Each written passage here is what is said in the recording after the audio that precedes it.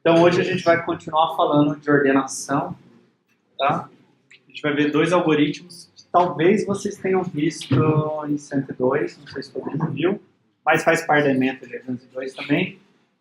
E talvez em 102 vocês ou só viram merge, não sei se vocês viram quicksort.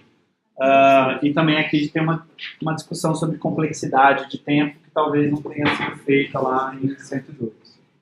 Tá? Então a gente já viu 3 algoritmos de ordenação que são O de n ao quadrado. Vocês lembram?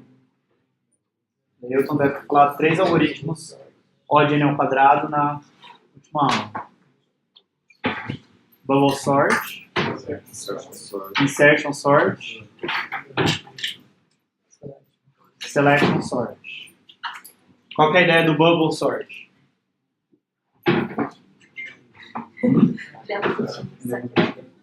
Ver a posição próxima. Ele vai, digamos, de trás para frente ou de frente para trás, se você preferir, fazendo troca entre pares de itens que estão um do lado do outro, certo? Então ele vai lá do fim, vai trocando pares até chegar no começo. Aí ele repete, e vai fazendo isso até que você sabe que depois de n passadas o vetor está ordenado, ou você sabe que se não teve nenhuma troca é porque o vetor está ordenado. Né? Selection sort, como funciona? Você vê qual é o menor nome. Isso, você acha quem que é o mínimo do vetor, coloca na primeira posição, trocando quem estava na primeira posição onde o mínimo estava. E aí agora então você vem, descobre que esse cara é o mínimo, troca os dois. E aí agora você repete para o resto do vetor, acha quem que é o mínimo do resto do vetor e coloca na segunda posição. Se você quiser, você pode até fazer uma versão recursiva. Depois que eu coloquei o mínimo aqui, eu resolvo recursivamente para o resto do vetor. Tá? E insertion sort, O vetor ordenado e esse seria uma coisa. é como, pelo menos eu, ordeno carta de baralho na mão. Tipo, você vai passando pelas cartas e colocando ela na posição correta. Acho que, pelo menos da forma que eu faço. Não sei se vocês... Acho que ninguém faz bubble. Não sei se talvez alguém faça selection, do tipo, qual que é a menor carta? Lá na primeira posição. Mas em geral, você ordena mais rápido o baralho na mão se você fizer insertion sort. Então você já tem um pedaço já ordenado. No começo, esse começo aqui é vazio, não tem problema. Tá? Mas tem o começo do vetor que já está ordenado. No começo ninguém está ordenado. Quer dizer, um item está ordenado, um item sozinho sempre está ordenado. E aí eu tenho esse item do vetor aqui, eu insiro ele na posição correta aqui para que tudo fique ordenado. Certo? Tá, então eu acho todo mundo que é maior que ele, eu jogo para a direita até achar um buraco aqui, para achar o buraco certo para inserir esse cara. Então, selection, bubble e insertion sort. Tá? E vocês viram também um algoritmo de ordenação que era melhor do que eles. N log n. Qual que era? O heap sort. Tá? Então, a gente, usando o heap, como no heap eu consigo extrair o máximo rápido, né? Aqui o selection sort, se você fizer um selection sort de trás para frente, você vai pegando o máximo, colocando no final, o máximo, colocando no final e assim por diante. Só que achar o máximo demora tempo linear. E eu tenho que achar n máximos. Então, dá n ao quadrado. Mas se eu tenho um heap de máximo, eu consigo achar o máximo o máximo eu acho em O de 1 e eu atualizo quem é o máximo em log de n. Então, em cada momento eu vou extraindo gastando só log de n. Tá? Então, dava n log n. Então a gente vai ver mais 2 algoritmos de ordenação hoje, tá? O merge sort e o quicksort. Bom, a gente vai começar pelo merge sort. Os dois, a estratégia é recursão. Nos outros, a gente não usou recursão, né? Quer dizer, o heap dentro dele lá tem recursão para subir e descer no heap, mas dá para fazer iterativo também. Os outros, até dá para você fazer uma versão recursiva, mas em geral a gente implementa eles iterativo. Porque não tem muito por que fazer recursivo. Hoje a gente vai usar fortemente recursão para ordenar os vetores. Tá? Então, digamos que eu quero ordenar a primeira metade do vetor. Tá? Então, eu podia usar alguma função para ordenar. Certo? Podia ser bubble sort, insertion, selection, heap sort, tanto faz. Tá? E aí eu ordeno a primeira metade aqui do meu vetor. Tá? Então, digamos que eu tenho uma função ordenar, que ordena o vetor V de inteiros, da posição L até a posição R, começando na posição L e terminando na posição R, inclusive. Tá? Então, podia ser qualquer um dos algoritmos vistos anteriormente. Tá? Mas a gente vai fazer uma coisa simples e melhor, que é usar a recursão. Então, digamos que eu vou lá e ordeno, chamo essa função ordenar, V, posição 0 e 4. Então, agora meu vetor está ordenado aqui na primeira metade. Tá? E se eu quiser ordenar a segunda metade, bom, eu ordeno a segunda metade usando esse meu algoritmo qualquer. Tá? Então, eu ordeno agora da posição 5, né? Então, esse é um vetor de tamanho 10. Então, posição 0, 1, 2, 3 e 4 estão na primeira metade, 5, 6, 7, 8 e 9 estão na segunda metade. Eu fui lá e ordenei esses dois caras. Tá? Por quê? Parece meio estranho eu querer fazer isso, mas digamos que eu tenho já um vetor que ele está a primeira metade dele ordenada, a segunda metade dele ordenada. Tá? Então, se eu tenho um vetor que as duas metades já estão ordenadas, ordenar ele é fácil. É mais fácil do que ordenar um vetor que está totalmente embaralhado. Tá? Então, eu quero sair de uma coisa que é assim, que também não está tão bagunçado, para uma coisa que está totalmente ordenada. Tá? Bom, posso sair daqui para cá usando o bubble sort. Vai demorar n ao quadrado. Ou insertion sort, ou selection sort, ou heap sort. Né? Heap sort vai demorar n log n. Mas eu consigo fazer melhor quando o meu vetor já está assim. Consigo fazer em tempo linear. Tá? Então a ideia é, eu quero sair disso para isso, mas quero fazer isso mais rápido do que só chamar um algoritmo de ordenação qualquer. Tá? Então, isso é o que a gente chama de intercalar. A gente tem dois vetores que estão ordenados, certo? A primeira metade, a segunda metade. Tudo bem, eles estão no mesmo vetor, tá? Mas imagina dois subvetores, se você preferir. Tá? Então tem dois subvetores que estão já ordenados. E aí eu quero ter a união desses dois vetores de uma maneira ordenada. Já ordenada. Tudo bem? Então isso é o que a gente chama de intercalar os vetores. Tá? Então a gente percorre esses dois subvetores e o que a gente faz? A gente olha quem que é o mínimo dos dois. Concorda que o primeiro elemento do vetor resultante tem que ser o mínimo entre esses dois caras? Certo? Porque você sabe que o 2 é menor que todo mundo que está aqui, 1 é menor que todo mundo que está aqui. Então, quem tem que aparecer em primeiro lugar no vetor resultante é o mínimo entre os dois. Certo? Tá, então você descobre quem que é o mínimo e insere lá no vetor auxiliar. E agora você repete a ideia com o que sobrou. Tá? Você não sabe, você sabe que o 2 é o menor de todo mundo aqui, que o 3 é o menor de todo mundo aqui, mas você não sabe quem que é menor, o 2 ou o 3, né? Sem olhar. Tá? Então você pega o menor dos dois e copia para o outro vetor. E vai repetindo isso. Então de vez em quando você anda com esse índice aqui da esquerda, de vez em quando você anda com esse índice aqui da direita, pegando qual que é o menor dos dois. Tá? Então entre 1 e 2 eu pego 1, entre 2 e 3 eu pego 2, entre 3 e 4 eu pego 3, entre 4 e 5 eu pego o 4, entre 6 e 5 eu pego 5, entre 6 e 9 eu pego 6, entre 7 e 9 eu pego 7. Tá vendo? Às vezes eu ando bastante num vetor só, às vezes eu ando um pouco em cada. Entre 8 e 9 eu pego 8. E aí agora acabou o primeiro subvetor. Tá? Bom, quando acabou o subvetor, eu sabia que o 8 era menor que o 9 e que o 9 é menor que o 10, né? Todo esse resto que sobrou aqui já está ordenado. Bom, basta eu copiar lá para o final do vetor. Tá? Então eu copio o restante lá para o final do vetor. Não tem mais ninguém para comparar.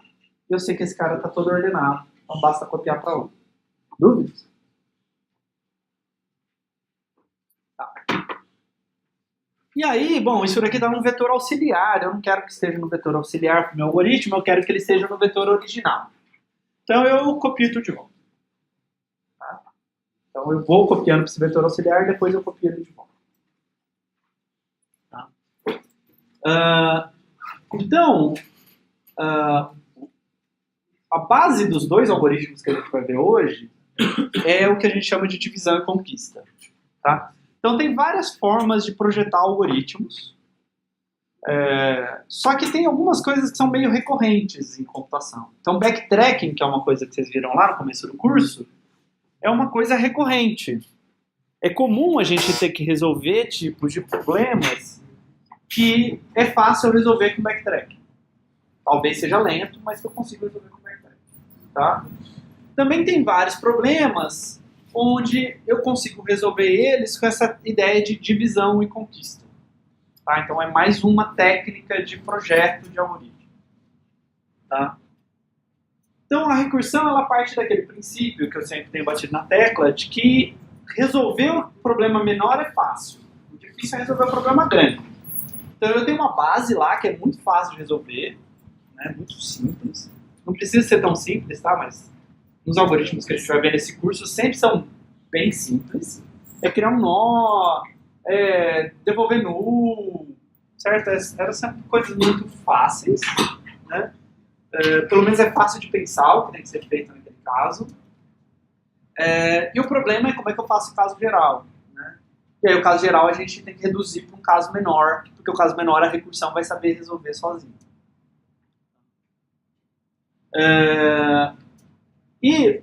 Para certos problemas, a gente pode dividir ele em duas ou mais partes.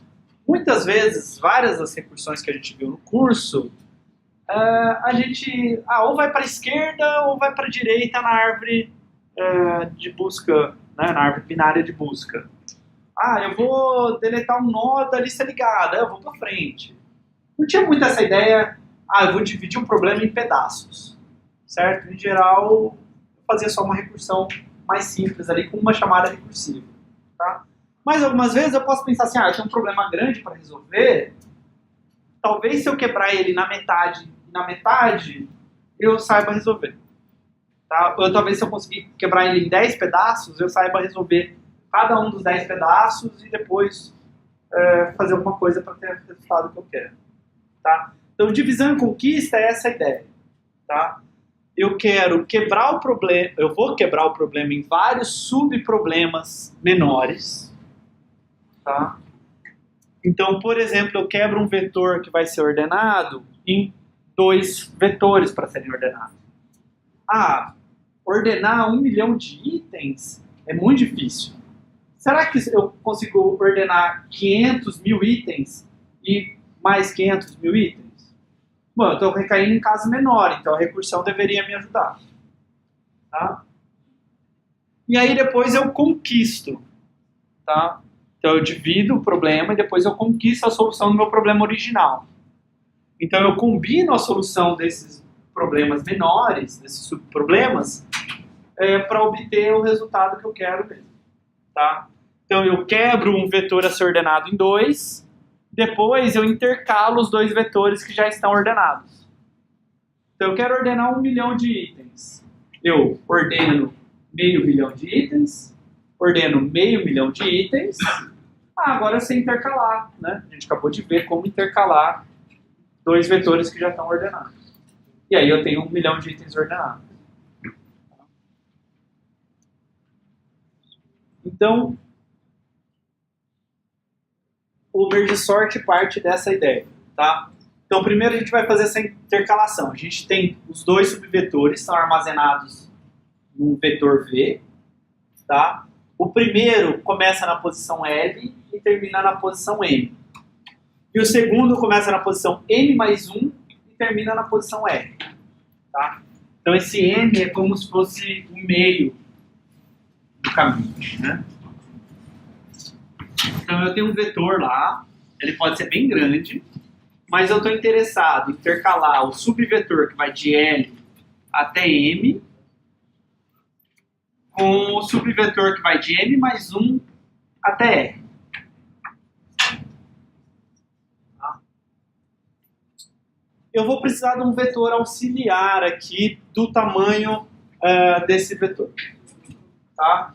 Poderia fazer alocação dinâmica, mas não é o essencial do meu código, então eu vou fazer alocação estática. Tá? Então eu vou considerar que o maior vetor para qual você vai chamar esse intercala tem um tamanho max. É fácil você mudar isso para fazer alocação dinâmica. Tá? Por exemplo, define max 100, mas aí eu só consigo ordenar vetores que têm tamanho no máximo 100. Tá? Então como que é esse merge?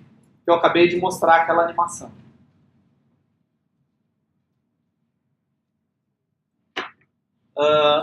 Então a ideia é ter aquelas setinhas lá que eu desenhei. Né? Eu tenho o I, tá?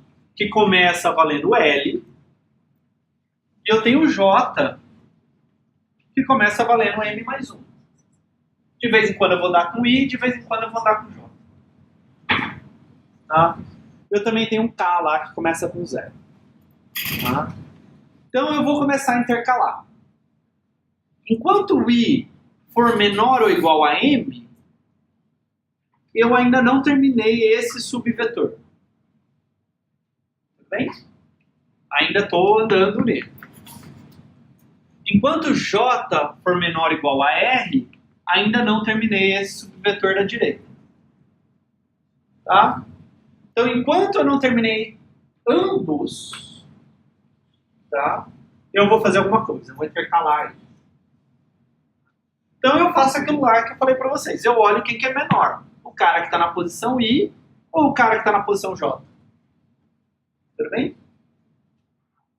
Agora, se o I for menor ou igual do que o J, digamos que são 3, isso é 5, eu vou pegar e copiar o 3 para o meu vetor auxiliar. Tá? E aí eu vou fazer uma linha de código porque eu preciso parar e explicar. Porque vocês não viram nada parecido ainda. Então vamos lá. O que aquela linha de código faz? Tá? O que é K mais mais? Sozinho numa linha. K é igual a K mais 1. Certo? Mas não faz sentido eu escrever aux. Bom, até faz, né? Até faz porque isso vai dar um resultado. Mas tudo bem. Tudo bem. Então ali é como se eu tivesse escrito algo desse tipo. Tá? A questão é a seguinte. O que é feito primeiro? Primeiro eu acesso aux K e depois eu somo 1 em K. Ou primeiro eu somo 1 em K e depois eu acesso aux K. Certo? A minha pergunta é a seguinte.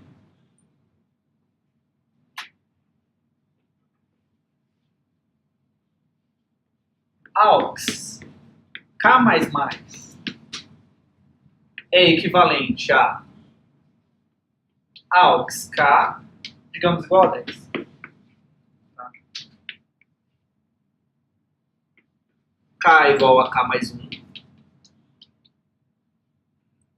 Ou é igual a K igual a K mais 1. Aux K igual a 10. Note que faz diferença. Digamos que seu K é 3. Aqui eu vou falar que aux 3 é 10. E depois o K passa a ser 4. E aqui eu vou falar que K é 4. E aí aux 4 é 10. Então eu vou acessar posições diferentes do vetor. Tudo bem? Entendeu? Agora a questão é a seguinte. Bom, mas é esse ou é esse? Tá? Isso tem a ver com a diferença entre K mais mais e mais K. Que são duas coisas que eu posso escrever em C. Sozinhas, ambas somam 1 no K. Tá? Sozinhas numa linha, elas fazem a mesma coisa. A questão é que esse daqui soma 1 no K depois de eu usar o valor de K. E esse soma 1 no K antes de eu usar o valor de K. Tá? Então, esse cara aqui é esse.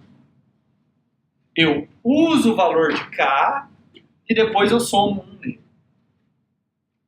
Tudo bem? Se eu tivesse escrito AUX mais K igual a 10, seria essa opção aqui. Primeiro eu estou somando 1 no K, e aí depois eu estou acessando o valor de K. Tudo bem? Ali é um pouco mais complicado ainda, porque eu estou falando AUX K++ é igual a VI++. Tá? Ali o que ele vai fazer? Ele vai fazer AUX K é igual a VI, K++ I++. Tudo bem? Então a ordem que você coloca o mais, se é antes ou depois da variável, está te dizendo se primeiro você acessa o valor da variável ou se primeiro você soma 1 na variável. Tudo bem? Então o que eu estou fazendo ali? Eu estou somando, eu estou colocando. Esse é o meu vetor AUX. Esse é o meu vetor V. K igual a 0. Certo? Então eu estou indo na posição AUX 0. E estou colocando VI lá. Então eu estou pegando o 3 e estou colocando aqui. Copiando para cá. Tá? Aí sim eu estou somando 1 no K. Então, esse era o K. Então agora o K vem para 1, que é a próxima posição que eu vou preencher desse vetor. E o meu I anda 1 para a direita. Tudo bem? Então eu estou copiando VI para cima de AUX K antes de somar 1 no I e no K. Ficou claro? Só para não ter que escrever 3 linhas de código. Tá? Se não, mais porque eu teria que ter abre e fecha a chave. Tá? Se não, é a mesma coisa, só com J. Né? Por exemplo, se agora esse cara for um 7, eu copio VJ para cima de AUX K, certo? Ando 1 com K e ando 1 com J. Hã? 5. Tudo bem? Então isso está fazendo aquela intercalação que a gente viu. E isso acaba quando ou I é maior do que M, certo? Então eu acabei o primeiro subvetor, ou quando J é maior que S, certo? Ou quando os dois. Mas pode acontecer os dois ao mesmo tempo? Não, nunca pode acontecer os dois ao mesmo tempo, certo? Porque eu estou andando um por vez. Então, primeiro o cara vai passar do limite dele e o while vai terminar. Tá? Agora eu só tenho que copiar o resto do que sobrou. Ok? Então eu já intercalei todo mundo. Digamos aqui que esse cara acabou. Então o J passou do R. Tá? O J passou do R. Aquele while da linha 5 acabou. Tá? Então agora eu tenho que vir aqui e copiar o que sobra do primeiro subvetor. Tá? Aí é só copiar normalmente. Tá? Então, enquanto o I for menor ou igual a M, eu copio VI para cima do AUX K e somo 1 no I, 1 no I e 1 no K. Tudo bem? Então eu vou copiando o que sobrou para cá. Isso se foi esse primeiro cara que acabou. Tá?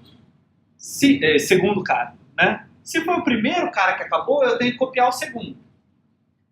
Tá? Então esse código faz isso para o segundo vetor. Ele copia o restante do segundo vetor para AUX. Tudo bem? Ele pode entrar nos dois whiles? Não, ele não pode entrar nos dois whiles porque ele saiu do while porque ou o I não era menor ou igual a M, e aí ele não vai entrar nesse while, ou porque J não era menor ou igual a R, e aí ele não vai entrar nesse while. Então ele só entra no while da condição que ainda é verdadeira. Certo? Do outro ele não entra. Então ele só copia o do cara restante. Tudo bem? Bom, e aí eu preciso copiar esse AUX de volta para o V. Tá? Então aí eu faço um for aqui. Não sei se vocês já viram isso, mas no meu for eu posso separar coisa por vírgula. Tá? Comandos por vírgula. Então meu I começa com L. Tá? Então eu começo nessa posição aqui e o K começa em 0. Tá? Enquanto o I for menor ou igual a R, eu não preenchi todas as posições aqui do vetor, não copiei tudo de volta. Tá? A cada passo eu somo um no I e um no K. Tá? Porque eu tenho que andar com os dois vetores sincronizados. Tá? E eu copio o AUX K para o VI. Tudo bem? Dúvidas? Eu acho que é mais um código muito com cara de C, que talvez seja mais difícil de entender do que a ideia do algoritmo. Mas se vocês não entenderam ou a ideia do algoritmo ou o código, é hora de perguntar.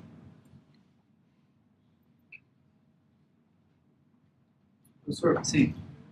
Já que já pode ficar adicionando comandos no for, se colocasse essa linha 17 no final do for, colocasse uma vírgula e colocasse essa linha 17, ia funcionar?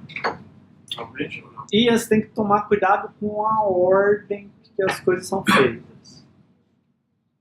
Tá? Mas ia ser bem estranho se fazer isso. Tá? Na verdade, eu não escreveria esse código porque o K ele é meio desnecessário. Né? O K você sabe que ele começa em 0. Quer dizer, na verdade o I é meio desnecessário. Você poderia copiar AUX K para L mais K, para V de L mais K. Tá? Que aí você copia o 0 para a posição L, o 1 para a posição L mais 1. Então essa variável, aqui eu nem precisava dessas duas opções. Tá? Todo mundo entendeu? Tipo, você faz só um for só para o K, né? E aí você faz V de K mais L é igual a AUX de K. E na condição ali você também tem que testar L mais K menor ou igual a L. Tá? Então essa variável I aí não precisa. Tudo bem? É só para vocês perceberem que eu estou andando nos dois vetores ao mesmo tempo. O L nessa função não altera. Não, o L existe só nessa função, né? É uma variável local da função, não estou passando por referência nem nada. Tá? Quantas comparações entre elementos de V são feitas?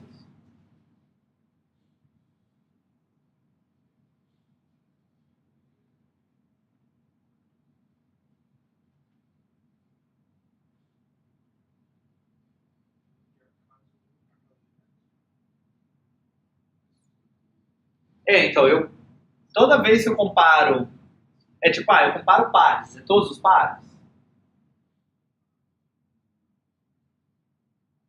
Não, né? Porque eu olho os dois mínimos.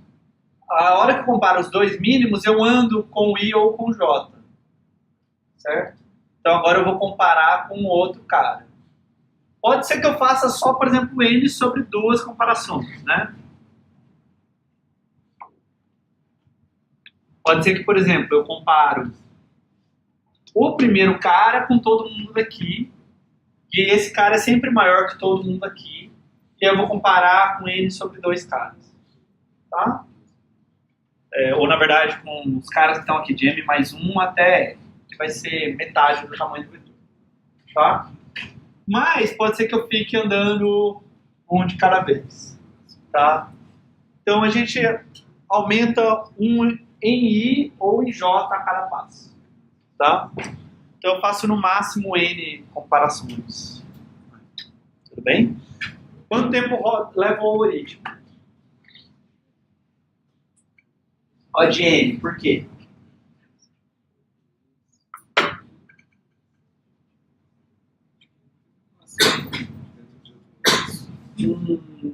Isso não é uma justificativa.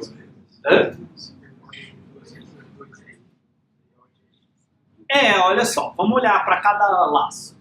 Tá? Esse laço aqui a gente acabou de ver que eu aumento um no I ou um no J a cada passo. Certo? Então eu vou andando, eu sempre estou andando para a direita com um desses caras. Então estou passando pelo vetor todo a cada passo. Certo? Eu não estou repetindo. Talvez seja até mais fácil ver pelo K, que toda vez o K anda um. Isso, um K anda um cada passo. Né? Então eu tenho um K a cada vez aqui, então eu ando pelo vetor uma vez nesse while, no máximo. Aí falta algum pedaço para copiar aqui, certo? Que na verdade é um pedaço que entra nessa conta que eu falei do N, né? Só tudo isso daqui demora eu passar uma vez pelo vetor, tá? E aí eu tenho que copiar de volta, tá? Então alguma coisa tipo 2N. Ok, então isso daqui era a intercalação. Agora a ordenação do merge sort, tá? Você me dá um vetor de tamanho N, tá? Que tem limites, então ele começa ali na posição vetor L, termina na posição vetor R. Então eu divido o vetor em dois subvetores de tamanho N sobre 2, tá? Eu vou fazer uma coisa recursiva, então o caso base para mim é vetor de tamanho 0 ou de tamanho 1. Como que eu ordeno um vetor de tamanho 0? Para ordenar. Como é que eu ordeno um vetor de tamanho 1? Também está ordenado, certo? Esses são os mais fáceis. Ordenar dois elementos já é mais difícil, né? Tem que comparar os dois, né? Tá? Então o merge sort em si, depois que você sabe fazer o merge, é muito simples, tá? Eu calculo qual que é o ponto médio do meu vetor, tá? Então L mais R dividido por 2 vai dar o meio lá do vetor, começando em L e terminando em R, tá? E aí eu olho, bom, se L for maior ou igual a R, significa que o vetor tem uma ou 0 posições, tá? Aí não tem nada para fazer. Então só vou fazer alguma coisa se L for menor do que R, tá? Que aí tem alguma coisa para ordenar. E aí eu faço o merge sort de VL até a posição N e merge sort de VM mais 1 até a posição R. Então eu ordenei a primeira metade, ordenei a segunda metade, então eu fiz a divisão do problema em 2, e agora eu conquisto a solução do meu problema, que é fazendo o merge de VLMN. Tudo bem? Entenderam a ideia? Então, a simulação, para ficar claro. Só o merge mexe no vetor, o resto é só chamada recursiva.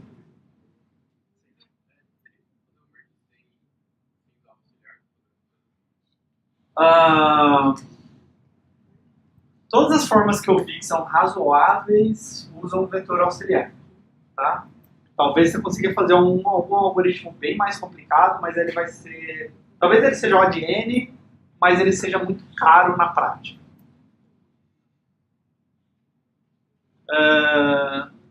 Então, simulação. Eu quero ordenar um vetor de 10 elementos. Ordenar 10 elementos é muito difícil, não sei fazer. Então eu vou quebrar na metade. Então eu chamo recursivamente para a primeira metade. Depois vou chamar recursivamente para a segunda metade. Mas, quando eu chamei recursivamente para a primeira metade, a função vai lá para resolver para esse cara. Certo? E aí, 5 elementos também é muito difícil de ordenar. Então, eu quebro na metade. Certo? Bom, é ímpar. Você tem que ver como que você está fazendo a conta. Se vai 2 para a esquerda ou 3 para a esquerda. A minha conta vai 3 para a esquerda. Bom, 3 também é muito difícil de ordenar. Então, eu quebro na metade. Vai 2 para a esquerda. Né? Eu sempre estou indo mais para a esquerda do que para a direita. Tá? 2 também é muito difícil de ordenar. Então, eu divido na metade e vai 1 para a esquerda. Legal. Ordenar um elemento eu sei fazer. Não tem que fazer nada. Tá? Então já está ordenado. Mudei aqui para verde. Tá? Agora, essa chamada recursiva chama para a direita. Ordenar um elemento também sei fazer. Ordenei o 8. Tá?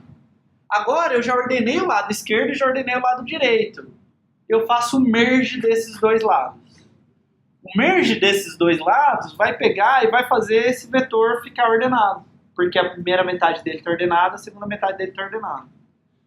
E aí ele vai ficar ordenado. Que no caso aqui, ficar como ele era antes. Tá? Mas se fosse 8, 4 nesse momento, ele teria trocado do jeito que precisava trocar. Tá? Bom, estou ordenando 4, 8, 2. Né? Eu chamei para a esquerda, está ordenado. Chamei para a direita, está ordenado. E agora eu faço o merge de 4 e 8 com 2. Certo? E isso vai arrumar esse cara para ficar 2, 4, 8. Tá? Então agora esse cara está ordenado. Então agora eu já ordenei a esquerda desse cara de 5 elementos. Tem que ordenar a direita. 2 elementos sem ordenar. 1 elemento sem ordenar.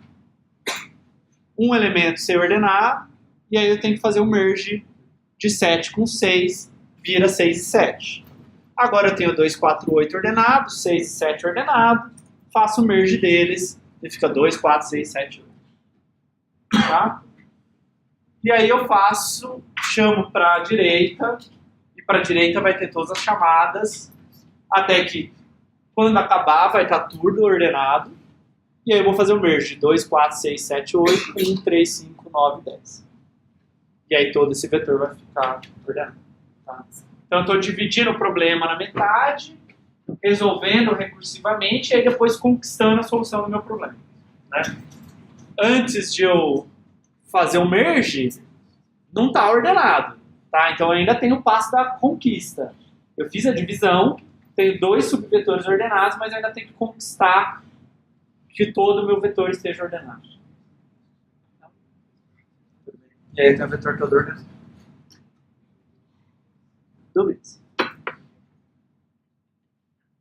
Tá, e aí quanto tempo demora isso? Tá?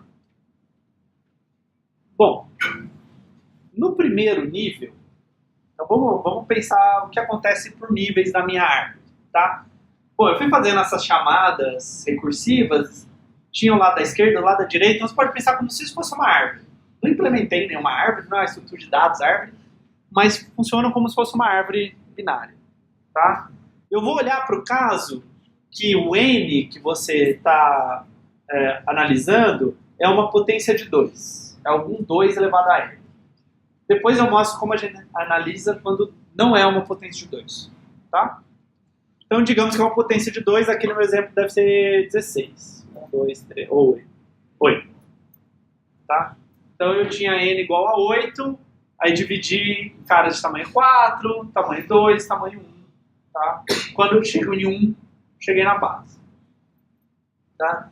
Então, aqui no primeiro nível, eu chamei recursivamente, coisas aconteceram.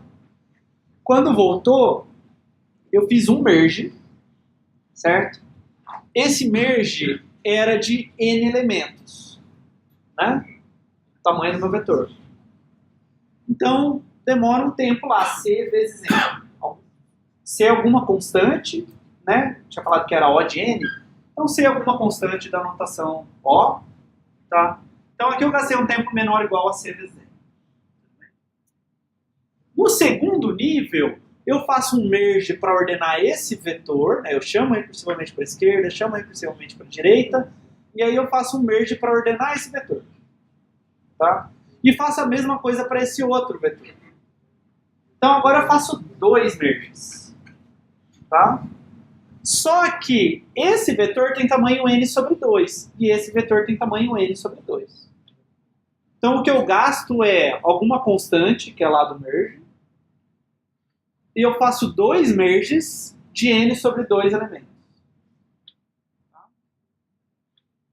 No quarto nível, eu tenho 4 vetores de tamanho n sobre 4. Quarto nível, terceiro nível. Tá? Certo? Então, eu quebrei os caras de tamanho n sobre 2 em caras de tamanho n sobre 4. Se antes eu tinha 2 dele, agora eu tenho 4, porque eu peguei cada um deles e quebrei em 2. Tá? Então eu gastei C vezes 4, porque eu fiz 4 merges, de vetores de tamanho n sobre 4. Tá? Então quando eu estou no k-1º nível, eu faço 2 elevado a k merges com n sobre 2 elevado a k elementos. Tudo bem? Então, eu sempre estou dobrando o número de merges que eu faço. Mas eu sempre estou dividindo por 2 o número de elementos que tem no vetor que eu estou fazendo merge. Certo? Certo? Então, eu dou 2 merges com n sobre 2. 4 merges com n sobre 4. 8 merges com n sobre 8. 16 merges com n sobre 16. E assim por diante. Tá? E no último nível, que vão ser os caras de tamanho 1, é só o tempo de testar aquele if, certo? Então eu gasto algum tempo constante, certo? E para testar, quantas vezes eu tenho que testar isso? N vezes, certo? Porque eu vou ter N folhinhas aqui. Exatamente porque é potência de 2, certo? Então eu vou quebrando até a hora que eu fui dividindo por 2, até a hora que dá 1. Certo? Como é uma potência de 2, eu vou dividindo por 2 e eventualmente eu chego em 1. Certo? Exatamente, né? Tudo bem? Então, no nível K, eu gasto tempo menor ou igual a C vezes N. Certo? Olha só, eu gastei C vezes N aqui, esse 2 cancela com esse 2, então C vezes N, C vezes N, C vezes N. Todo nível eu gasto no máximo um tempo linear. Então agora a pergunta é quantos níveis eu tenho? Porque cada nível eu gastei tempo linear, tá? Mas eu preciso saber quantos níveis eu tenho. E aí, quantos níveis eu tenho? Log de n. Tá? Por quê? Eu peguei n e dividi por 2, tá? Sucessivamente até que fique menor ou igual a 1. Né? Ou desce 0 ou desce 1. Nesse caso sempre vai dar 1. Tá? Então essa altura é log de n. Mais 1. Ah, tudo bem, mais 1. Porque... Hã? Tem 4 níveis. Tudo bem. Log de n mais 1. Tá? Então o meu tempo total é O de n log n.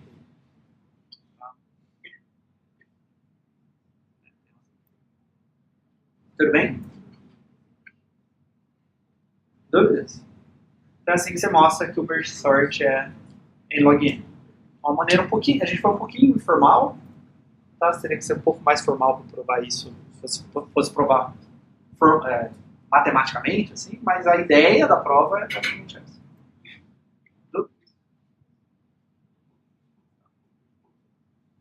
Mas e para um n qualquer? Para uma potência de 2, a árvore é bonitinha. Certo? Eu vou dividindo, chega nas folhinhas, tudo certinho. Para um n igual ao meu exemplo, a árvore ela é estranha. Aqui eu quebrei em 3, aqui 2. Certo? Aqui 2 e 1. As folhas estão em níveis diferentes. Então é uma coisa mais complicada. Tá? Aparentemente. Tá? Então qual é o tempo de execução para n que não é potência de 2? Será que ainda é em log n? Então, bom, qualquer número n que você pegar, existe uma potência de 2 que vem depois de n, certo? Não importa o número, sempre tem um número, uma potência de 2 que vem depois dele, certo? Tem infinitas potências de 2, potência de 2 se você for olhando a sequência de potência de 2 vai para o infinito, certo? Você escolheu um ponto aqui e tem uma potência de 2 depois dele, tá? Então, digamos, se o seu n for 3.000, a próxima potência de 2 é 4.096. Tá? E olha só, bom, n não é uma potência de 2, tá? Mas eu te digo o seguinte, então eu estou falando que 2 elevado a k é essa próxima potência de 2. Eu te digo o seguinte, o n está entre 2 elevado a k e 2 elevado a k menos 1. Por quê? Hã? Bom, porque o 2 elevado a k é a menor potência de 2, certo? Depois de n. Concorda? Então o n não era uma potência de 2. Então aqui está o n. Aqui está 2 elevado a k. 2 elevado a k menos 1 pode estar aqui? Não. Está antes. O n. Certo? Então o n está entre 2 elevado a k menos 1 e 2 elevado a k. Tá? Ou seja, pega esse pedaço aqui e multiplica por 2. 2 elevado a k é menor do que 2n. Certo? Tá. Então a gente vai fazer um truque. Tá? O tempo de execução para n, aí eu não vou provar, mas eu espero que vocês acreditem, é menor do que o tempo de execução para 2 elevado a k. O tempo que eu demoro para ordenar para n é menor ou igual do que o tempo que eu demoro para ordenar para 2 elevado a k, que é um número maior do que n. Demora mais tempo ordenar para 2 elevado a k do que para n. Vocês acreditam nisso? A árvore é maior. É como se você estivesse completando. Isso, é como se eu estivesse completando toda a árvore. Né? Tudo bem? É uma árvore maior do que essa daí. Demora mais tempo para 2 elevado a k do que para n. Tá? Então, o tempo de execução para n é menor ou igual do que o tempo de execução para 2 elevado a k. Tá? Então, o tempo de execução para 2 elevado a k, a gente viu que era isso. C vezes 2 elevado a k, vezes log de 2 elevado a k. Tá. Bom, mas 2 elevado a k é menor do que 2n. Certo? Então, quando você viu 2 elevado a k por 2n. Então, esse c vezes 2 elevado a k virou 2cn. E esse log de 2k virou log de 2n. Tá bom? Só usei essa desigualdade aqui. Tá. Bom, mas esse cara aqui é log de 2n é log de 2 mais log de n. Certo? Quando eu tenho log de a vezes b, é log de a mais log de b. Tudo bem? Então, só quebrei log de 2n em log de 2 mais log de n. Tá? E isso daqui é 2cn, porque log de 2 é 1. Tá? Então, esse cara vira 1, dá 2cn, mais 2cn log n. Ok?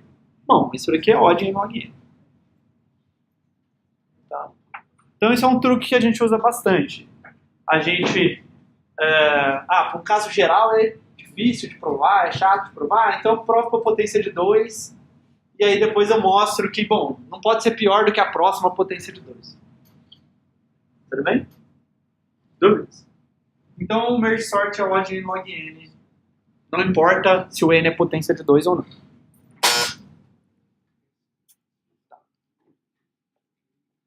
Bom, e comparação entre merge sort e heap sort.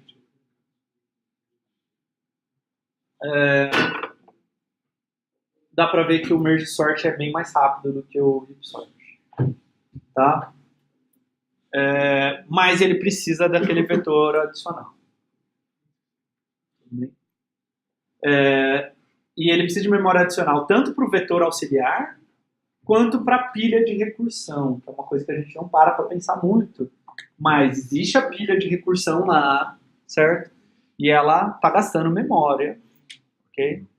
Isso, e aí eu vou precisar no máximo log n, porque se vocês olharem, né, eu vou descendo chamando recursivamente aqui, então eu vou descendo na altura da árvore.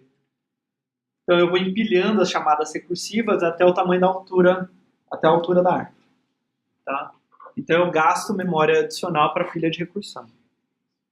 Isso significa que se você tiver um vetor muito grande, sua pilha pode estourar porque você está fazendo uma coisa recursiva.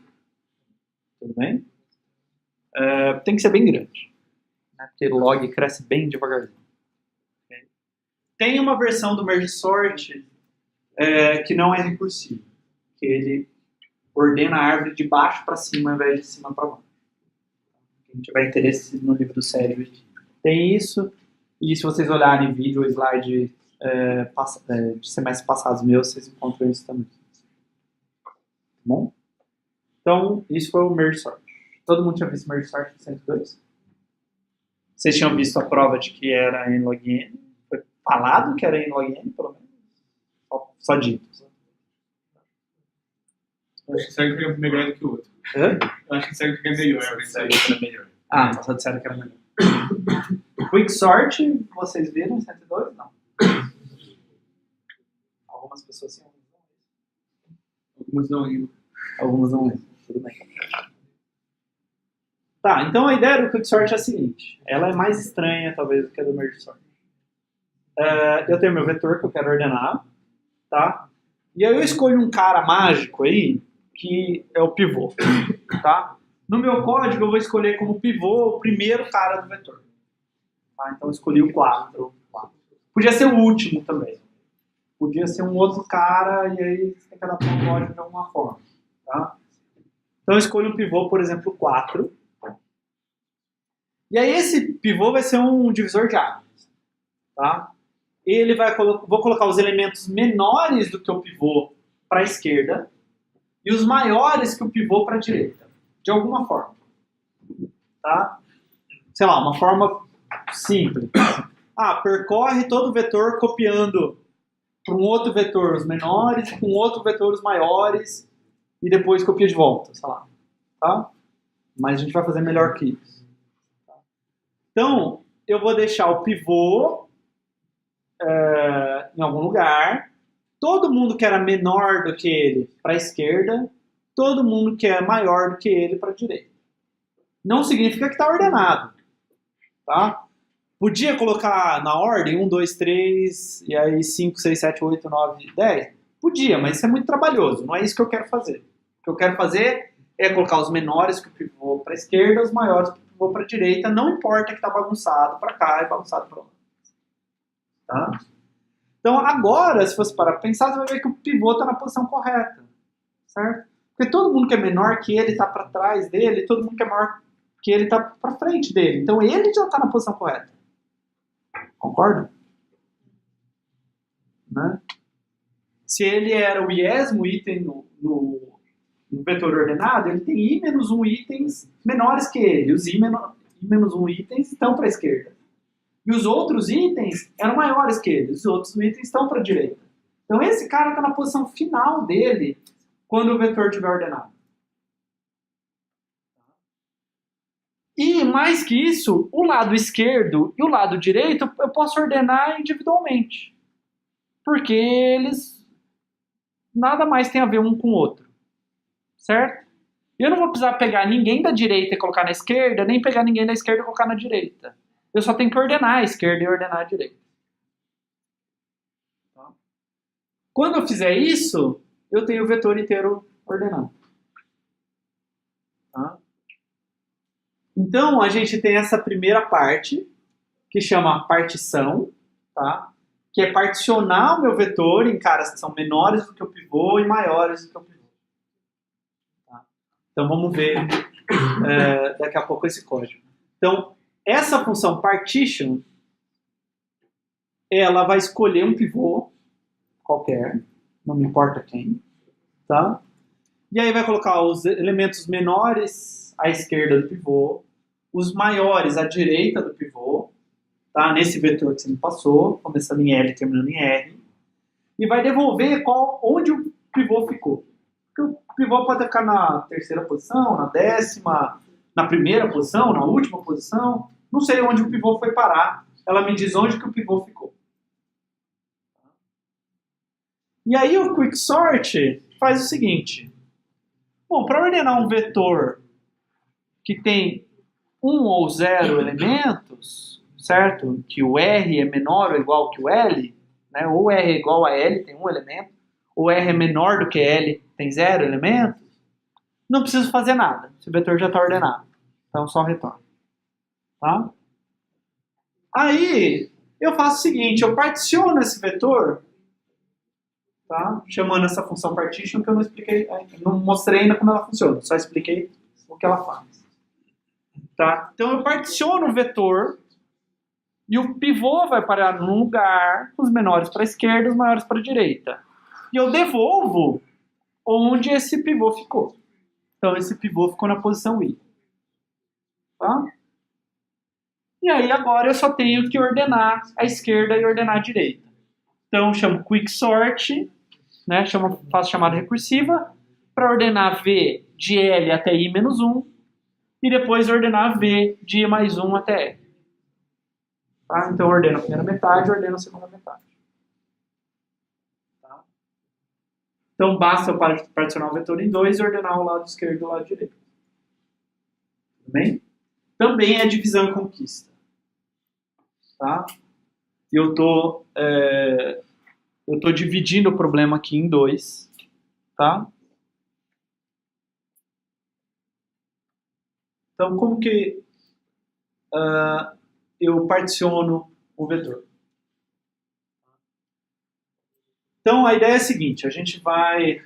Tem vários, se você procurar em livros, tem muitas formas de fazer isso. Tá? O Cedric faz de uma outra forma. Eu usava uma outra forma até semestre passado. E eu troquei para essa forma que eu acho que é mais fácil de entender. Espero que seja.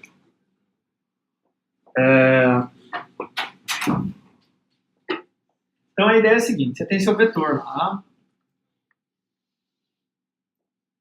Você tem a posição L, a posição R. Tá? E eu vou fazer o seguinte. O meu pivô vai ser esse primeiro cara, tá? Que a gente tinha falado. O primeiro cara do vetor vai ser meu pivô. Tá? Aí eu vou quebrar esse vetor em faixas. Tá? Então eu vou fazer o seguinte. Tem um cara aqui que é pós. Ok.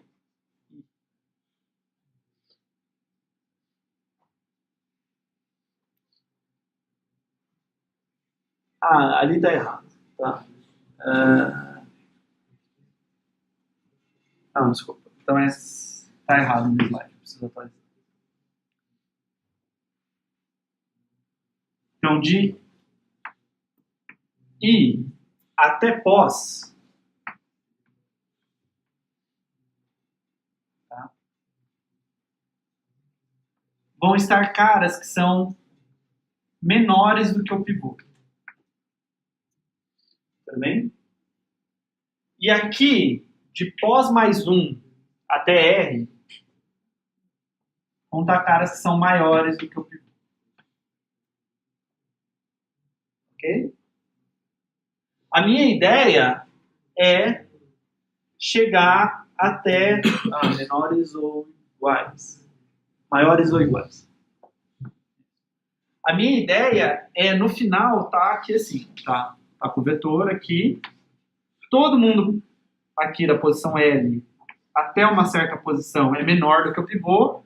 E todo o resto é maior ou igual que o pivô aqui. É isso que eu quero fazer, certo? É isso que eu quero particionar. Tudo bem? Então, minha ideia é chegar, meu objetivo é chegar nisso. Então, eu vou ficar mantendo essas duas faixas aqui do meu vetor. No começo, as duas faixas vão ser vazias. E aí eu vou crescendo elas da direita para a esquerda até chegar nisso daqui que eu quero. Tudo bem? Então, se o elemento que está aqui em I, tá? Então eu olho aqui para o I. Se esse cara for maior ou igual ao pivô, ele devia estar desse lado aqui, certo? Então, eu diminuo o pós e troco. Então, aqui na posição pós, eu tenho um cara que é menor que o pivô. Tá? Então, eu troco esses dois. Ok? E aí, agora eu tenho um cara que é maior ou igual que o pivô aqui. Então, eu aumento essa faixa. Certo? E depois eu vou dar um com I. E é isso que eu vou fazendo. Tá? Acho que talvez com a simulação fica mais claro. Tá? Então, eu tenho lá o partition VLR. Tá? Então, o meu pivô é o VL. É o primeiro cara, o 4. Tá? E aí, a minha posição, essa faixa dos caras, que é basicamente o seguinte, né? O meu I é o cara que eu vou olhar agora, tá? E a posição é o tamanho dessa faixa, é onde está essa faixa dos caras maiores ou iguais que o pivô. Tá? No começo eu não olhei para ninguém ainda, então ela começa depois do I. Tá? Ela começa com o R mais 1. Tá? Então o I começa como R, e aí enquanto o I não chegar aqui no começo, eu vou diminuindo 1 no I. Tá. Então olha o seguinte, V de I é maior ou igual do que o pivô? Tá? Então V de I é maior ou igual do que o pivô? 10 é maior ou igual que 4? É. Então essa faixa dos caras que são maiores ou iguais que o pivô tem que crescer. Certo? É como se essa faixa fosse ficar vazia.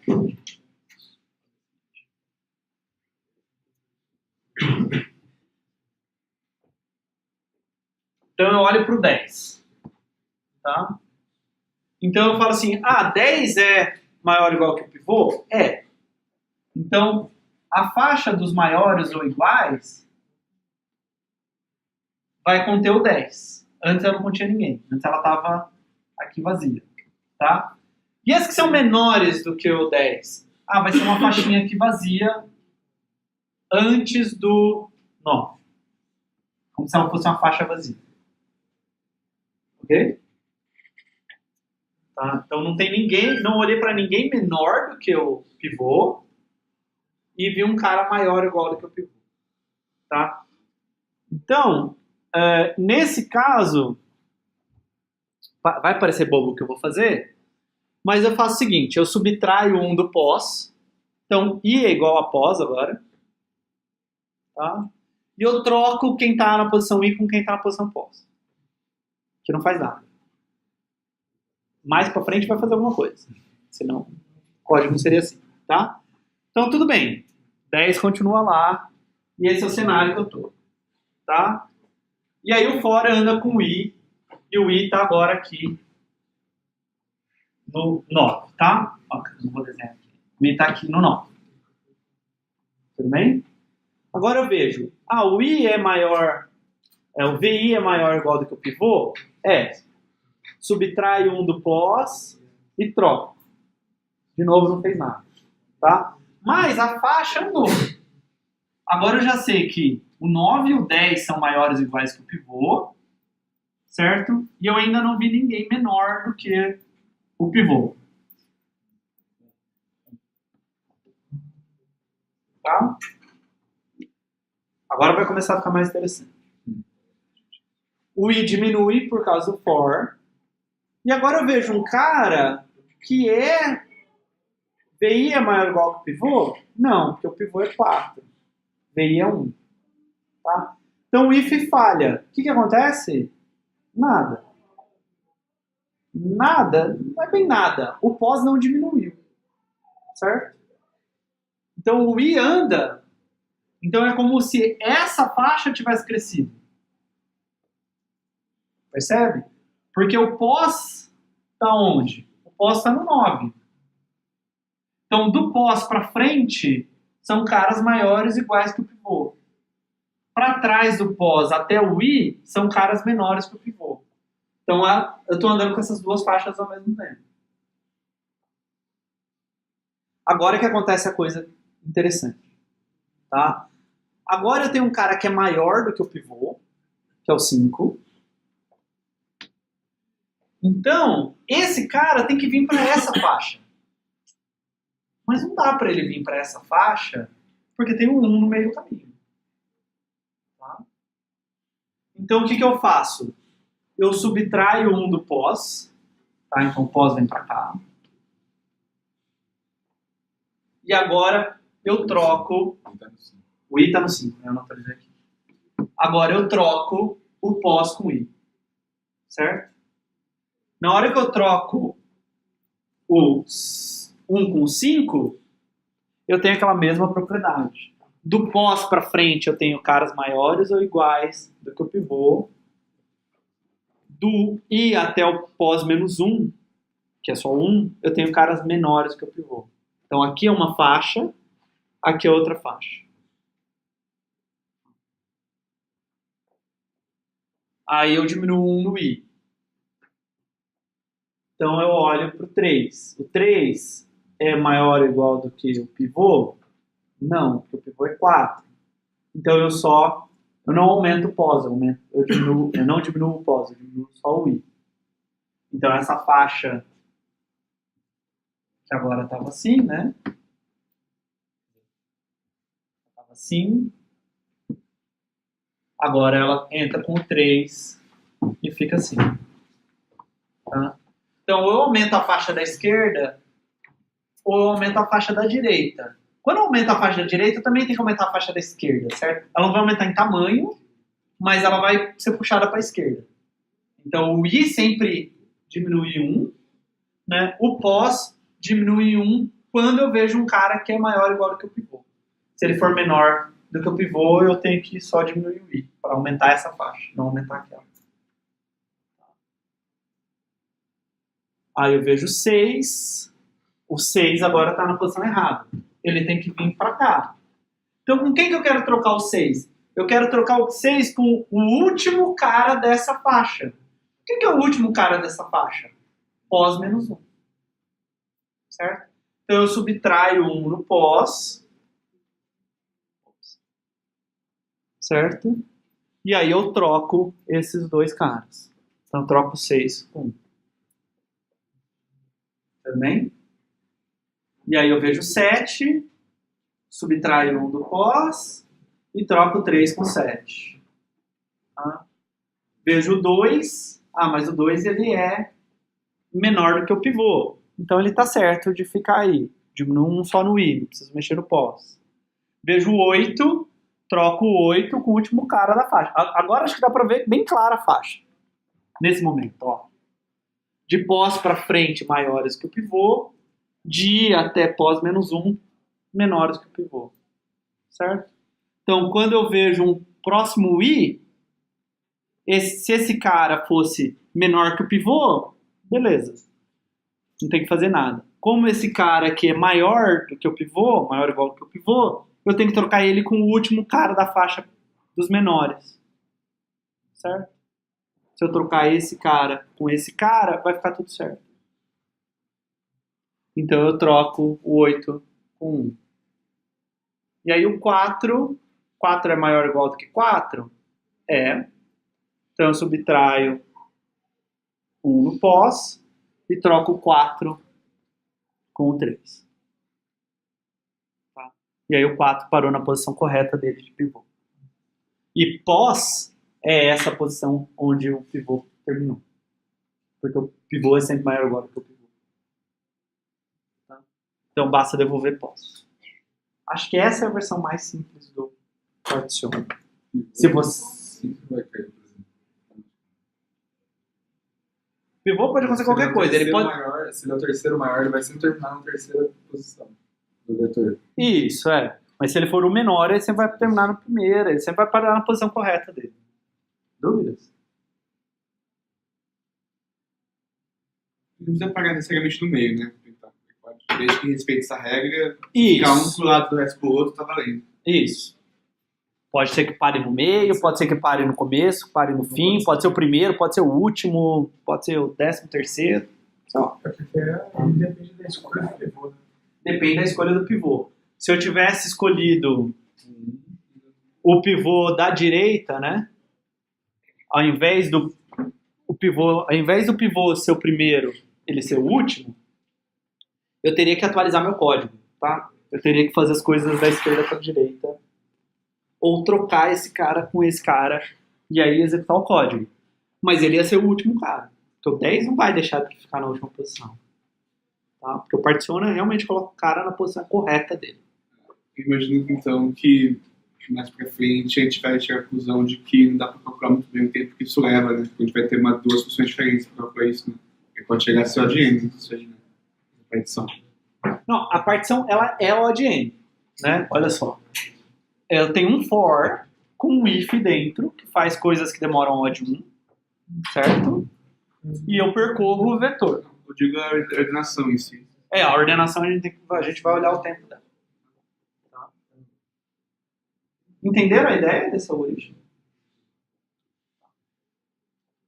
Bom, vamos simular o quicksort então. Ali é só a partição. Tá? Então, eu primeiro particiono esse vetor e fica, por exemplo, 1, 3, 2, 4, 1, 6, 7, 5, 8, 9, 10.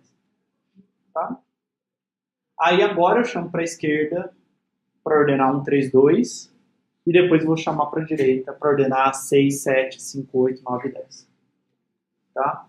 Então eu particiono, então pego o pivô da... desculpa. Então meu pivô é o 4 vai parar na quarta posição, né? E aí eu chamo para a esquerda, meu pivô é o 1, então o 1 vai parar na primeira posição, tá? E aí eu vou chamar recursivamente para a esquerda, chamo ele de um vetor vazio, tá? E chamo recursivamente para a direita, 3, então é base, né, vazio, não tem nada para fazer. E aí 3 e 2, aí eu também não sei ordenar dois vetores, então eu particiono, aí tem 2 e 3, chamo para a esquerda, 2, está ordenado, chamo para a direita, vazio, né, porque eu chamo para depois do pivô, o pivô já está na posição correta, né? Então beleza, já está ordenado todo esse cara aqui. Então se você olhar lá no seu vetor original, como tudo isso está sendo mudado no vetor original, já está certo lá, 1, 2, 3, 4. Certo? Porque quando eu fiz esse particiono, eu coloquei o 1 na posição correta, quando eu fiz esse particiono, eu coloquei o 3 na posição correta, e isso fez o 2 ficar na posição correta. O 2 não teve um particiona dele porque não precisou. Aí agora eu tenho que fazer para o outro lado. Então 6, 7, 5, 8, 9, 10, o 6 vai ser o pivô, ele vai para a segunda posição desse vetor, o segundo menor, tá? Aí eu chamo para esquerda 5, tá? Aí eu chamo para a direita 7, 8, 9, 10, aí particiono o pivô da esquerda, 7, para a esquerda eu vou para vazio, para a direita eu vou para 8, 9, 10, pivô é 8, vou para a esquerda vazio, para a direita eu vou 9, 10, pivô é 9, para a esquerda eu vou vazio, para a direita eu vou para 10. Tá?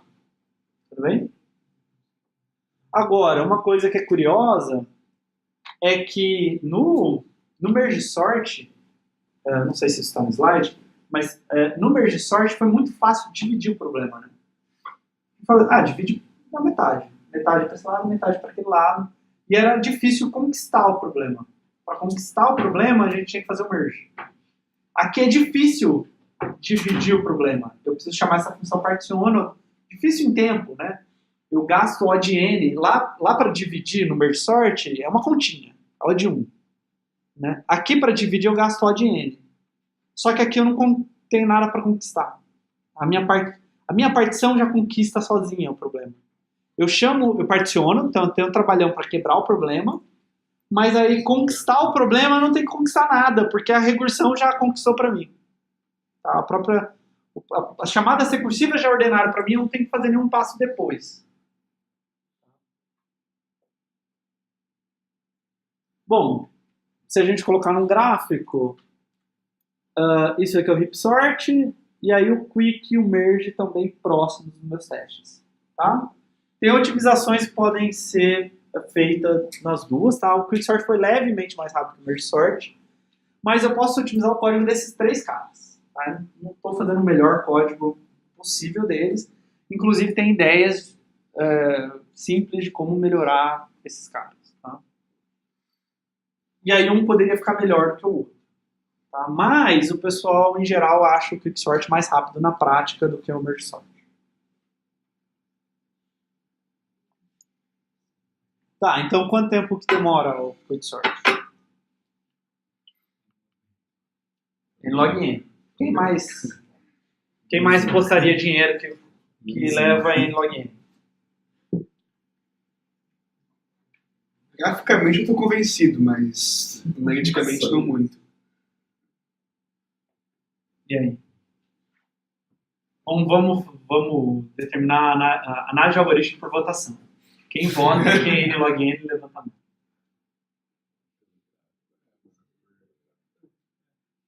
Bom, é mais rápido que o merge sort, certo? Porque as constantes devem ser mais Mas a rápidas. votação que vencer é a verdade. É assim que a matemática funciona.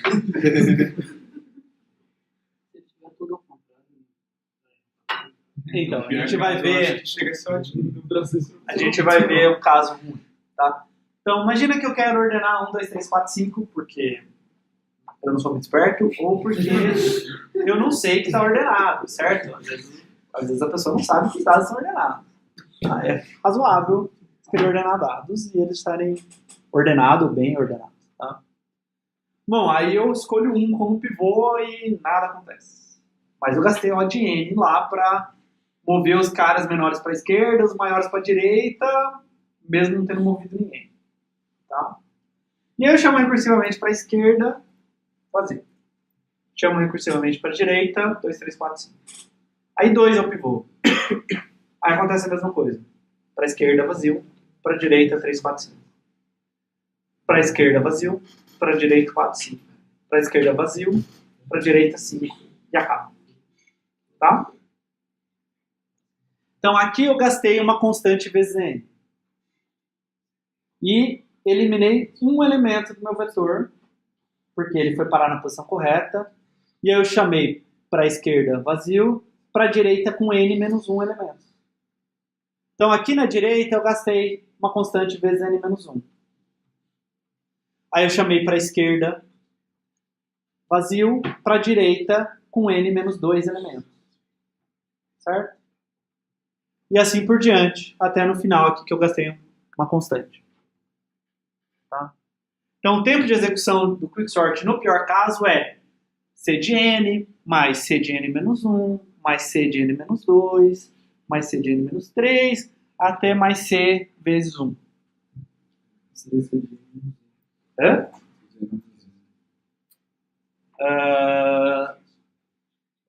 Não, porque aqui tem um elemento, certo?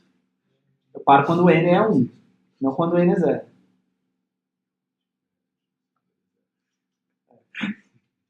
Tá? Então, isso daqui é o somatório. C vezes, né, coloco C em evidência, somatório de I igual a 0 até n menos 1 de n menos I. Certo? Que vai dar n menos 0, n menos 1, n menos 2, até n menos 1, que dá 1. Certo? Bom, se você fizer uma mudança de variável aqui, e chamar j de n menos i, certo? Você vai ter que esse somatório aqui. Tá? Esse somatório começa com n, esse meu somatório termina com n. Esse somatório acaba em 1, esse meu somatório começa em 1. Esses dois são o mesmo somatório, só que aqui eu estou somando n menos 1, n menos 2 até 1, aqui eu estou somando 1, 2, 3 até n. Tá? E esse cara aqui é soma de PA, né? Então isso daqui dá n vezes n mais 1 dividido por 2, tá? Que é O de n ao quadrado. Então, o quicksort no pior caso é O de n ao quadrado. É um pior caso bem simples, basta ele estar todo ordenado. Tá? Sim. Ele tem a maior dificuldade quando a dificuldade não devia ser nenhuma. Tudo bem? Bom, mas quicksort é O de n ao quadrado, então como que ele foi melhor que o heap sort e que o merge sort no experimento? Tá? Bom, por que ele chama quick, né? Sacanagem. Bubble sort não tem O de n ao quadrado, certo? E por que as pessoas... Mas assim, na prática as pessoas têm uma impressão de que o quicksort é mais rápido do que o merge sort. Tá? Será que a gente consegue alguma justificativa teórica para isso? Será que a gente consegue... Será que é do nada isso? Será que é sorte? Né? Não sorte, tipo quicksort, mas lucky, né? Tá, na prática as coisas dão certo, sei lá, né? Mágico, não sei, tá? Então, se o vetor que você me der for uma permutação aleatória de n números, certo? Então, existe n fatorial permutações que você pode ter dos números de 1 até n. Escolhe alguma delas com a mesma probabilidade. Tá? Vai lá e sorteia. Imagina se você tivesse todas as n fatorial, você escolhe qualquer uma delas com a mesma probabilidade. Tá? Então, o tempo médio do quicksort, o que a gente chama de tempo esperado, é O de n log n. O que significa? Significa o seguinte: você tem as n fatoriais permutações. Tá? Pega cada uma delas e executa o quicksort, vê quanto tempo demora. Tá? E aí soma todos esses tempos e divide por n fatorial. Então, tinha uma média de quanto tempo demorou para cada uma das permutações. Isso dá O de n log n. E vocês vão aprender a fazer essa conta em MC 458. Tá? Então, quando as coisas são aleatórias, o pivô ele dá muita sorte. Certo? Você pega o primeiro elemento do vetor, ele provavelmente cai meio que lá para o meio do vetor. E aí as coisas particionam bem. Né? Se o meu pivô cai na metade, eu particiono muito bem, que nem o merge sort faz. Tá? Então, em geral, esse pivô cai em boas posições. É raro ele cair em posições pequenas.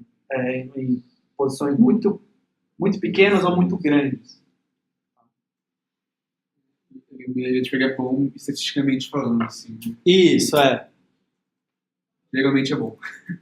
Ele é bom em média. Né?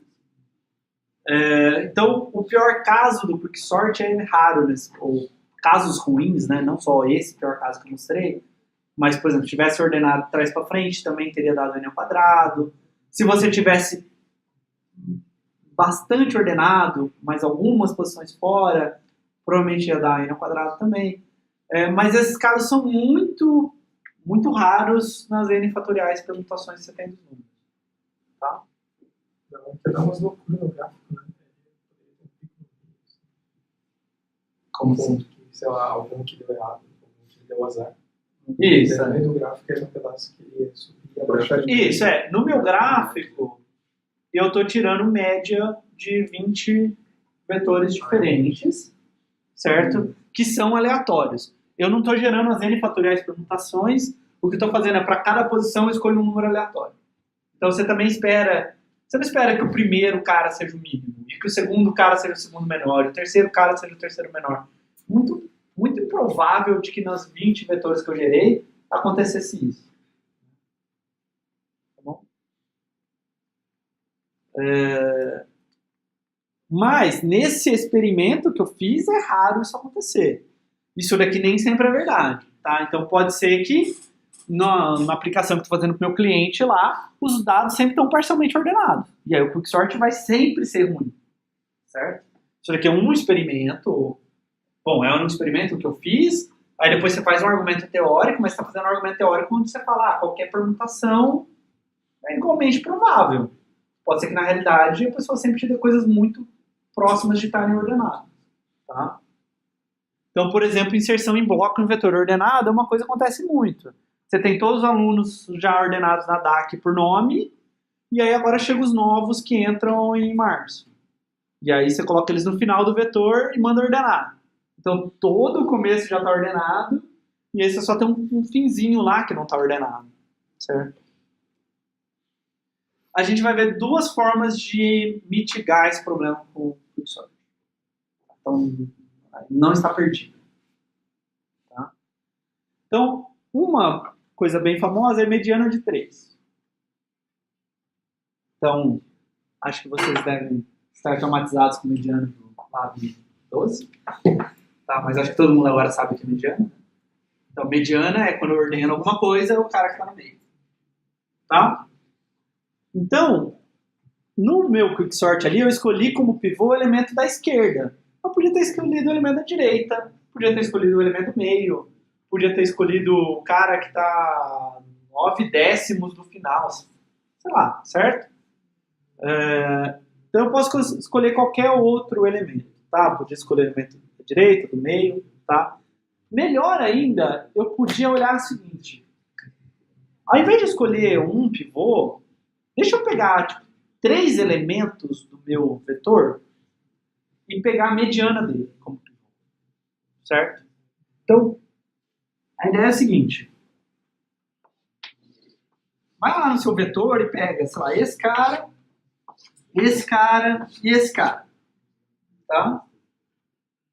Bom, se você pegar a mediana dos 3, digamos que essa aqui é a mediana.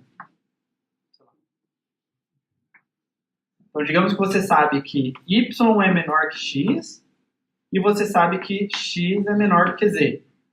Tá? Então, x é a mediana. Bom, pelo menos esse pivô coloca o y para a esquerda e o z para a direita. Certo? Pelo menos isso ele faz. Ok? Mais que isso, se esses caras forem meio representativos para quão bagunçado tal vetor, talvez ele coloque a mediana dos 3, coloque bastante gente para a esquerda, equilibre bem, jogue bastante gente para a esquerda e para a direita, né? Não fique desbalanceado. Essa é a ideia.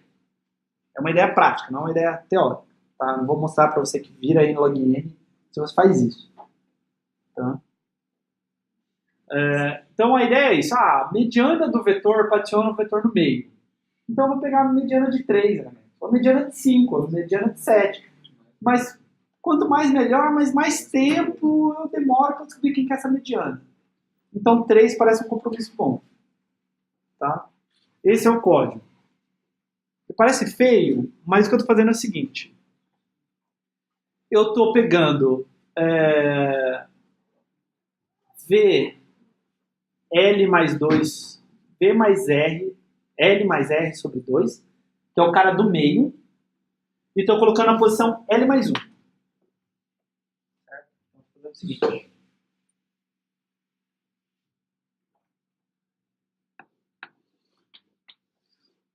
Aqui é L, aqui é R, e esse cara é o L mais R sobre 2.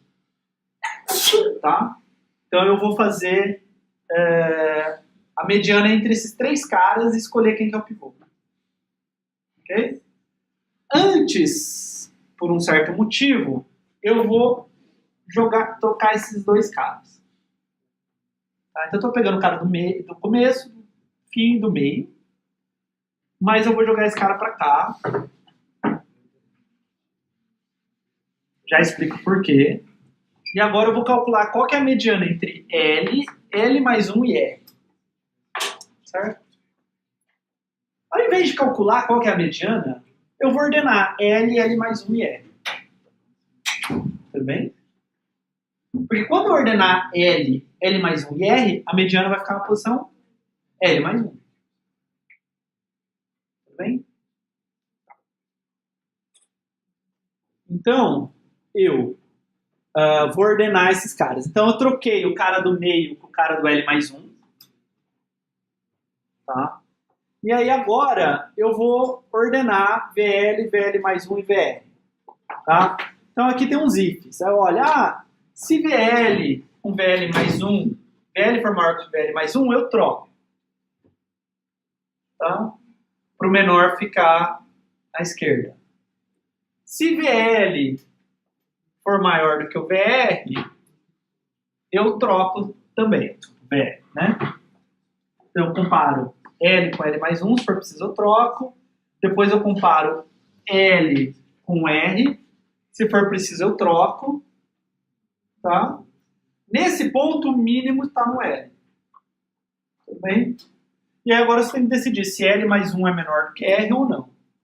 Se L mais 1 for maior que R, eu troco os dois. Então estou fazendo como se fosse um selection sort aqui.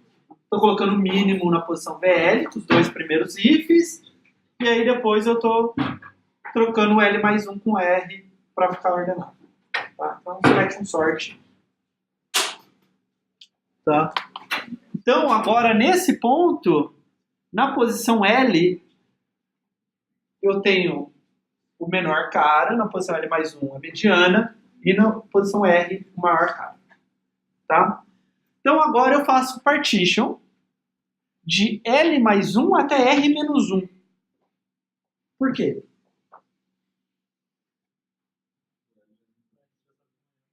Esse cara já é menor que o pivô, esse cara já é maior que o pivô, e o partition vai escolher esse cara como pivô. Tá? E eu não gasto tempo processando dois elementos a mais que eu não preciso. Tá? E não tenho que mudar o meu partition, né? Porque eu teria que mudar meu partition para ser o segundo elemento e não o primeiro elemento. Tá? E aí eu faço quicksort, chamo quicksort mediana de 3 aqui normal. Tudo bem? Tá. Outra opção para mitigar esse problema do pior caso ser odd ao quadrado é aleatorizar o meu algoritmo. Tomar decisões aleatórias. Tá? Que lembra o que vocês fizeram, ou nem todos fizeram ainda, do Lab 11, certo? Que a árvore ela não é balanceada, mas o uso de números aleatórios faz com que a árvore fique provavelmente balanceada, provavelmente boa. Tá? Então, aqui eu tenho uma conta. Como eu calculo um pivô aleatório, então eu estou querendo escolher... Depois eu explico a conta. Vamos entender o algoritmo primeiro, que é mais importante. Tá? Mas basicamente a conta escolhe aleatoriamente algum cara entre L e R. Tá? De L até R, não só o L ou R. Tá? Entre L, L mais 1, L mais 2 até R. Tá? Então, essa função aí, pivô aleatório, te dá um índice aqui, entre L e R. Então, o que eu faço? Eu troco, digamos que caiu aqui, tá? O meu pivô aleatório, tá? Eu troco ele com esse cara da posição L. Tudo bem? Então, eu escolhi alguém aleatoriamente para ser pivô, troco ele para ele ser o primeiro cara do vetor, e agora eu chamo o partition, porque o partition vai dar o primeiro cara como pivô. De novo, não preciso ir mudar o código do partition porque eu fiz essa troca, certo? Senão eu teria que abrir o código do partition, fazer uma troca lá dentro. É mais fácil. Eu troco aqui sem que o partition use o primeiro cara como pivô. Tudo bem? Então é isso, eu escolho alguém aleatoriamente. Porque não sei quem que é bom, certo? Então não sei decidir, eu deixo para ver se eu me dou bem. Deixa a estatística fazer mágica, certo? Eu vou aleatorizar. Tá? Como é que eu faço essa conta? Bom, ela é meio chata. Tá?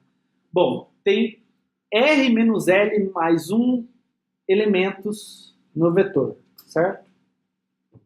Então, isso daqui é o número de elementos que tem no vetor. Então, eu estou escolhendo um número entre 0 e N, intervalo aberto. Vamos lá. Rand gera um número aleatório entre 0 e rand max. RandMax é uma coisa, uma constante que já está definida, certo? Que é provavelmente um número bem grande, tá? Tudo bem? Então, quando eu divido rand por rand max mais 1, certo? Isso daqui me dá um número entre... Qual é o intervalo onde esse número está? Está entre 0 e 1 aberto. Porque não pode dar 1 fechado, porque o rand no máximo dá rand max. Tudo bem? Eu tenho aquele double ali porque eu quero fazer a divisão real. Porque senão só me daria sempre 0. Certo? Se eu esquecer aquele double, essa conta sempre dá 0. Tá. Aí, se eu multiplicar esse número por n, vai me dar um número entre 0 e n aberto. Tudo bem? Se o meu vetor fosse da posição 0 até n menos 1, acabou. Mas o meu vetor começa na posição L. Então eu também tenho que somar aquele L lá no começo. Tá? Então eu converto tudo isso para int, para virar um número inteiro, e somo L, tá? Para me dar o int. Sim. Isso em algum momento melhor que usar o módulo? Fazer o resto Em geral, não é muito bom você usar módulo com números aleatórios, porque você olha só para bits menos significativos, o seu gerador de número aleatório pode não ser tão bom. Em geral, a gente tenta dividir por RandMax, você usa todos os bits aleatórios que você gerou.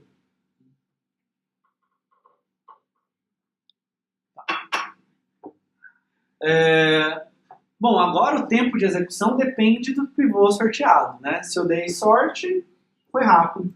Se eu dei azar, foi lento, tá? Agora, em média, ele vai ser rápido, tá? Agora, a média não é... Antes eu estava tirando uma média assim, né? Roda para esse vetor, ou para aquele vetor, ou para aquele outro vetor, soma todo o tempo, divide por n fatorial, é o tempo que demora. Agora não é. Agora sim, roda para esse vetor. Roda para esse vetor de novo. Roda para esse vetor de novo. E tira a média do tempo que demora para esse vetor. Em média, demora em log n. Para o mesmo vetor. De vez em quando ele é lento para aquele vetor. De vez em quando ele é rápido para aquele vetor. Depende se deu sorte ou não. Tá? Pelo menos não depende do vetor dado. Então, não... antes... tinha vetores que eram bons e vetores que eram ruins. Vai que a pessoa te dá um vetor que é ruim. Não tem o que você fazer, o algoritmo ia demorar. Agora, se a pessoa te dá um vetor que é ruim, você vai escolher... Não existe vetor ruim. Existe azar na escolha dos pivôs. Tá?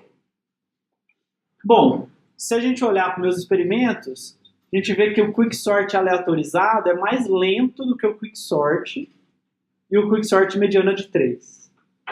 Tá? Então, ficar fazendo essa conta com rand, fazer essa troca, não ajudou muita gente. Fez gastar tempo. Tá? E a mediana de 3 e o normal ficaram meio que a mesma coisa. Então, parece que não adiantou nada o que eu fiz, né? Mas esse é o caso em que eu estou gerando os vetores de maneira aleatória, onde o quicksort já é bom. A gente estava tentando resolver o problema quando o quicksort não é bom. Tá? Então, esse é o experimento que eu fiz, que é o seguinte, eu pego o vetor ordenado, e aí eu pego 0,5% do tamanho do vetor, escolho 2 pares de elementos e troco. Então, esse vetor é bastante ordenado, certo? Mas não é totalmente ordenado. Então, ele tem um pouquinho de bagunça ali, mas só fiz, sei lá, 0,5% de 10.000 trocas. Não é muito, né? Tá? E aí a gente vê isso daqui, né? O quicksort vai muito mal, porque está praticamente ordenado o vetor, né? Aí o merge sort aqui em log n, né? O quicksort aleatorizado, ele em média em log n, eu estou tirando uma média, né? Eu estou rodando para 20, estou rodando 20 vezes aqui para tirar a média. E o quicksort mediana de 3, que teoricamente também é odd n ao quadrado, vai melhor do que todo mundo. Então ele funciona bem na prática, em geral. Tá? Ele é o melhor, só que assim, para vetores que estão ordenados, ele é odd n log n. Porque pegar o primeiro, pegar o último, pegar o do meio, o meio vai ser a mediana dos 3 e vai quebrar muito bem o vetor. Então, o mediana de 3 vai muito bem quando o vetor já está ordenado. Tá? Não significa que o pior caso dele é n log n. E nesses casos, ele é n log n. Então, ele vai bem nesses casos e não tem overhead do aleatório. Vale a pena, eu já fiz algum trabalhozinho, tirei um cara para a esquerda, tirei um cara para a direita.